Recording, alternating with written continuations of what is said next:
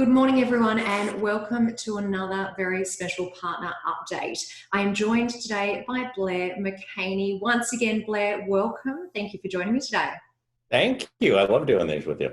Now, we obviously caught up about 4 weeks ago now, and we're recording this towards the end of May. And my goodness, a lot has happened in that past 4 weeks. And I know that from talking to operators around the world, we are starting to see some clubs, gradually start to reopen in different areas.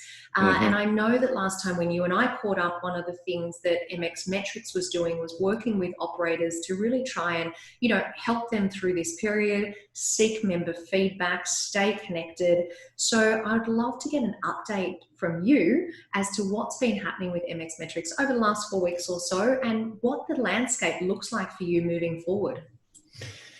Was it only 4 weeks? Good Lord. Does it seem like... I know, crazy, right? It seems, yeah, you think back just ahead of the shutdown, it seems like a year ago. Well, we came up with, because of the noise that we saw in the system, we came up with a shutdown feedback system. And so it's much more than a survey, right? You have this, the survey is just the intake of the information. It's really, how do you parse the open box, the verbatims from people using text analytics and AI, and how do you make sense of the information so you can take action?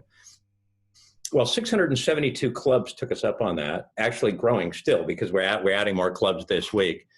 And as of right now, we have over 146,000 pieces of member feedback.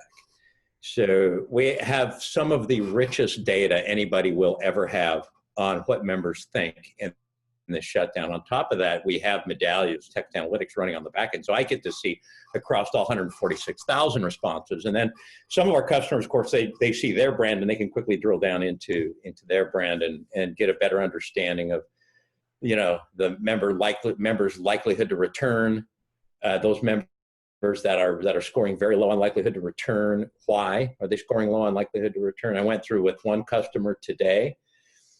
And it's funny, Chantel, because the context is very different. So imagine a club in an area where they can open, right? And there's clubs around them that are open.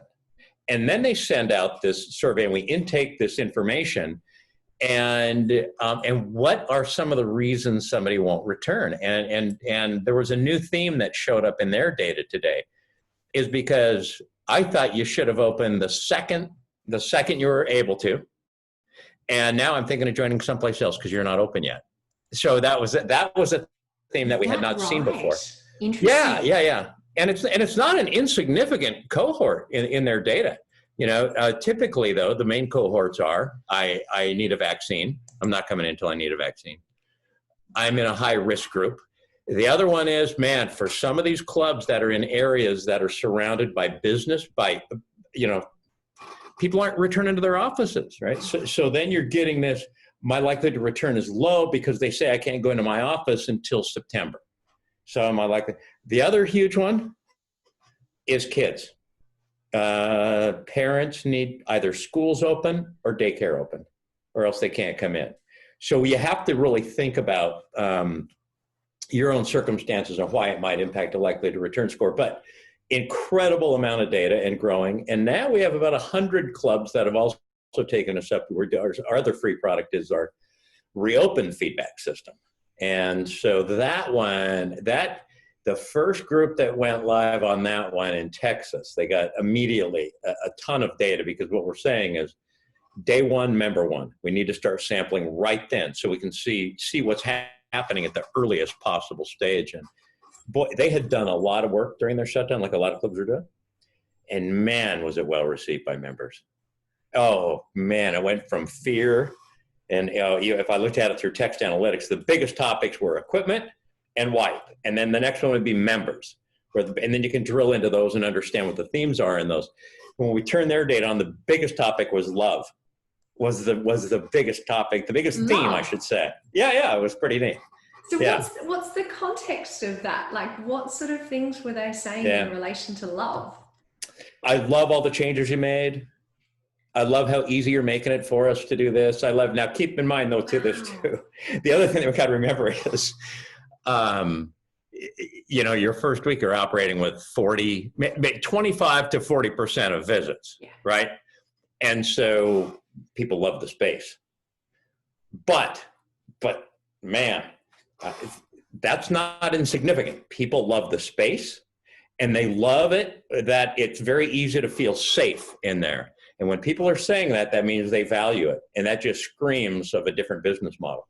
And I think that concept or that thought around a different business model is really important, because obviously we have seen such a dramatic change in the way things are being done, and not only for our businesses, but as you mentioned earlier, the fact that people aren't necessarily going into their workplaces, their offices, the way that they do business has changed. And therefore, I guess we need to start thinking about the way that they are exercising and training.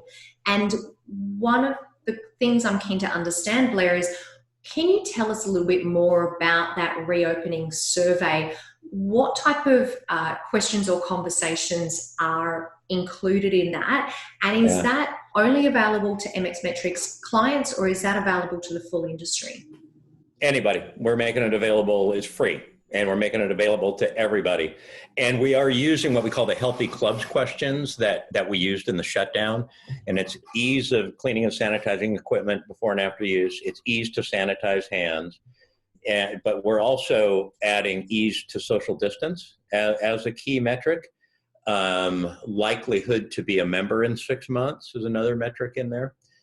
How we handled membership. So some of them are going to flow from the shutdown into the reopen, so you can see what people were fearful in the shutdown and how they're now translating it now that you reopen. So, and it's interesting because there's a few metrics that I think are going to be really critical. I mentioned you have the lower visits happening in clubs right now, but that's tracking upward each week. Most people are reporting very brisk membership sales. Now, a lot of that is coming from areas where a lot of the big players haven't reopened yet, and some may not. Some of them might not reopen. So there's a lot of people kind of sitting on the bench looking for a place. But when you have those two numbers, so think about that, right? So you're compared to last year now, my attendance is starting to rise each week, and I'm selling more memberships. And what people said they loved early on was personal space. At some point, there's going to be a cross up in there. Right? At some point, it's going to say, wait a minute, I don't love it so much now. What I'm telling owners is just to be very mindful of that and be tracking that social distancing metric. If you start to see the social distancing metric, I believe that's going to be a leading indicator of likelihood to be a member in 6 months. So if you see the ease to social distance metric start to move from a 9.5 that first week, to a 9.4, to a 9.3, to a 9.1, now I'd be looking at that feedback, trying to figure out how I can manage this a little bit different. It's so hard for me to talk about this without saying, raise your prices, right? But easy to say, lot harder to do. That's right. But it does sort of scream of that. I mean, it's all over this data. It's all over the data, this idea of a more exclusive, higher priced experience. I mean, people are craving it. That's such an interesting perspective, Blair. And I've got to say, obviously, there are so many variants in this, in that different size clubs, obviously different locations are being affected in different ways. And I actually had a really great conversation last week, I think I mentioned to you, with Bill McBride from Active Wellness. Yeah. And one of the things that we spoke about was this space and the social distancing issue. And obviously, if you are a big box gym and you've got a lot of floor space, then you have, I guess, more availability and more opportunity to be able to space those members out or create certain areas where people can train. What do you think that translates to or looks like for a smaller scale gym moving forward for their business models when they only have a small space, floor space to deal with? How are they going to progress with this social distancing rules? Well, it's really square feet per member. And so a smaller club, and this is why I've been saying throughout this, since we started to really collect this data, oh my God, this is sort of screaming for a smaller club. It's sort of screaming for a 5,000-6,000 square foot club with maybe it's extremely high end and a capped number of members, and it's $250 a month. I'm throwing some numbers out there, and only 500 members. I think some of these smaller clubs might be in a fairly strong position, depending on the flexibility they have in their business model, and certainly their demographics, right? I mean, if you're in that situation and you're going to make that pivot, you would certainly want to understand your own demographics. However, if you were going to go into the marketplace with a new product, then you could select those places where that could work. The other thing about that, you can build up pretty high-end 5,000, 6,000, 7,000 square feet. Not that expensive. And you can really control that environment as far as sanitation and cleanliness. So some of the smaller clubs might have some opportunities. The bigger clubs that are encroaching on some of their amenity spaces will have to reconcile that at some point, right? Is basketball going to come back? Are we going to move the stuff off of the court? Are we, there's going to be some reconciliation there. At some point. Yeah, it's hard to know. I look at my dad. My dad's 92. He went through the Depression. He fought in the Korean War. Those two things left permanent imprints on him for his entire life. Permanent imprints. It's really an interesting exercise to go through to say, what is going to be a permanent imprint from this? And what are sort of the shorter term imprints for a particular generation or for the 2 generations or 3 generations that are really experiencing it heavily in their daily life right now? Some of this is going to be a permanent imprint, even after a vaccine. And if it's personal space, when people say they value something, that means they'll pay for it. It's an interesting perspective. And as you say, to at some point down the track, understand what the permanent effects are or the permanent imprint, as you put it, on individuals, and a great chance that will vary from one person to another or one country to another as well. So from an MX Metrics perspective, you have been able to collect a huge amount of data during the shutdown period. You're now starting that process of collecting the reopening data. Yeah.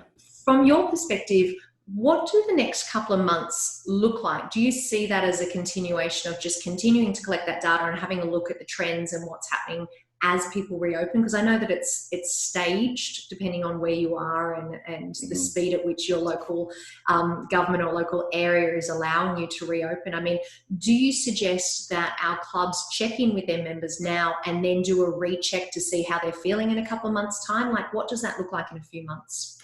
So for us, operational member experience management means you collect the voice of customer every day, 365 days a year, and you never stop. And so those clubs going into the shutdown that just had an operational process and an operational practice, they were far more prepared because they could see the voice of customer. They knew what was going on. They go into the shutdown. Now they can get the feedback while people are at home in fear. And then they come out of this and now they are collecting data in a hyper dynamic world.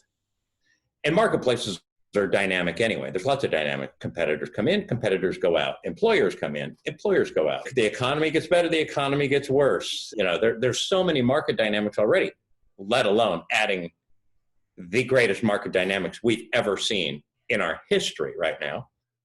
So the voice of customer should always be collected. That's what the best companies in the world do. It's just a continuous flow of manageable information that comes in.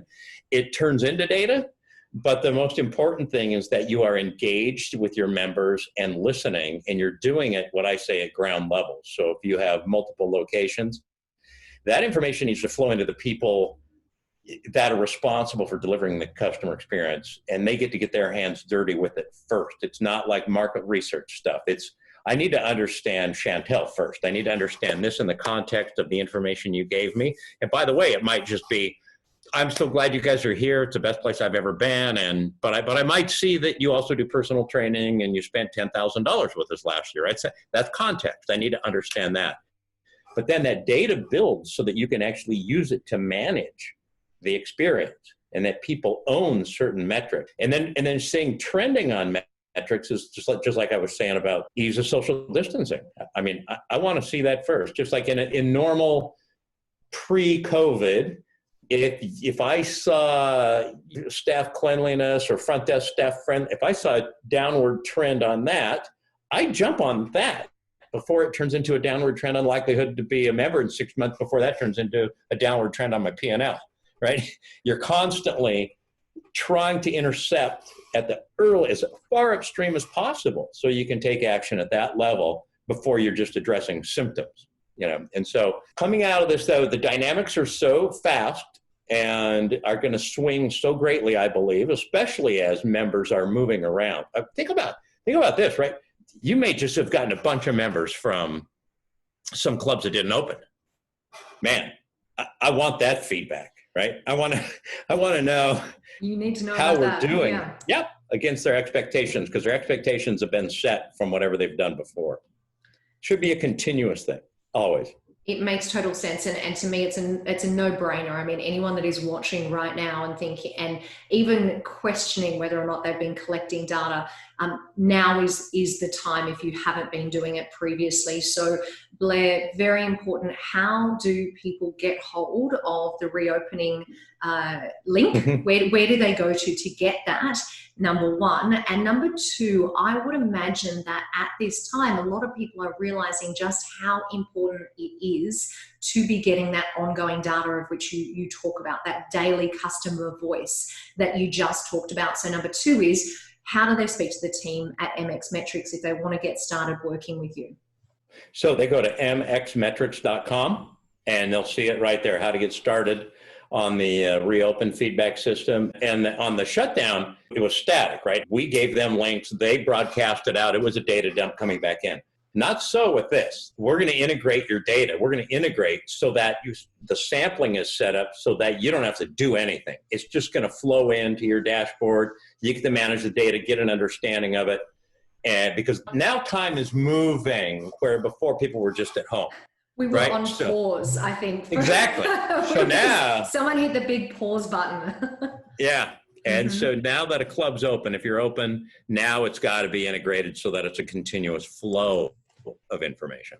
That makes perfect sense, Blair. So look, I just want to say thank you so much for joining me to catch up, because I think during this time, it's so important that we are being dynamic, that we're being agile and thinking about how things look like moving forward. As you said, I mean, these are times that we have not experienced before. This is brand new for every single one of us, and absolutely key that we are listening to our customers during this time and being proactive in getting that information and feeding that into our business so that we can make the right choices and the right decisions moving forward. So I just want to say thank you so much, Blair, for joining me. Thank you for making those resources available to the industry. I think that is so significant, and it's wonderful that MX Metrics has been able to do that during this time. And as part of this video, we're going to make sure that we include all of the links that we've discussed today in the show notes. We're going to put them in the video so that you can all reach out to the team at MX Metrics, get in touch and start hearing your customer voices. Blair, thank you so much for joining me and for catching up today. Thank you, Chantel. Always fun to talk to you.